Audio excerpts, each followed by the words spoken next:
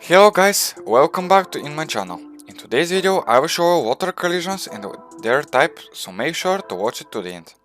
So what is the collision?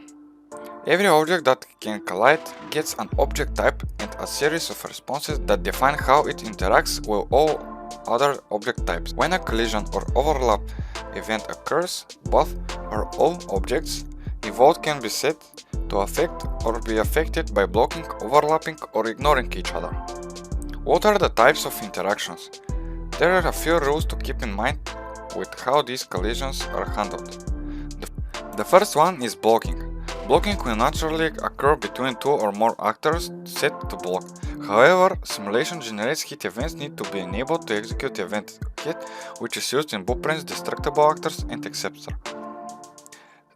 The second one is overlap. Overlap will often look like they ignore each other without generate over events. They are essentially the same. Here, overlap events can be generated if an object blocks another, especially if traveling at high speeds. Now I think to give you an example of each type of collision to get more idea how it works. If we set a circle to block each other, you get a collision grid for having objects interact with each other. And now, as you can see, when we make these settings over here, world static set to block, world dynamic set to block, and the rest is overlap, this is for the sphere, for this blue sphere. And when we set the collisions for the wall, physics body to block, and world dynamic and pound to overlap, when they have a contact, they will block and it will react. The second one is collision and simulation generates hit events. How we can simulate this? We can simulate it with this collision when we enable simulation generates hit events. Make sure to enable the world dynamic need to be blocked. The physics body we need to be blocked again.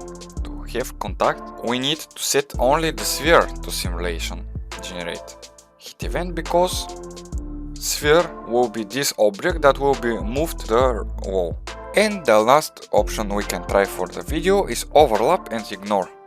For all intents and purposes, overlap and ignore work the same, assuming generate overlap events is disabled. In this case, the sphere is set to overlap or ignore the box. And now, as you can see, with these settings, world dynamic to overlap and physics body to block, sphere is going through the wall as a ghost. Here is the same result, but with other options. World dynamics set to ignore and physics body set to block. As you can see, simulation generate hit events is disabled, and the result is the same, is going through the wall again. If you found this video as useful, make sure to like this video and subscribe for more. You can comment down what tutorial series you'd like to see or what video for topic. You can comment down below what tutorial series you'd like to see and I will try to make them. Thank you guys again, bye bye, and see you in the next video.